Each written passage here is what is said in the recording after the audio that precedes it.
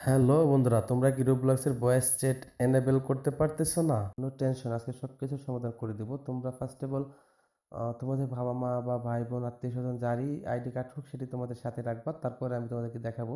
তোমরা প্রথমে রোব্লক্সের একটা নতুন একটা অ্যাকাউন্ট খুলে নেবা।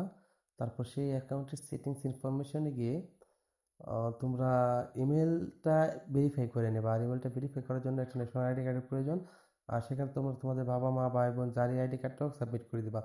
ইনশাল্লাহ তোমরা তারপরে এই প্রবলেমটা ফেস করবা না। আশা করি তোমরা আমার মতোই রোব্লক্সের ভয়েস চ্যাট এনেবল করতে পারবা।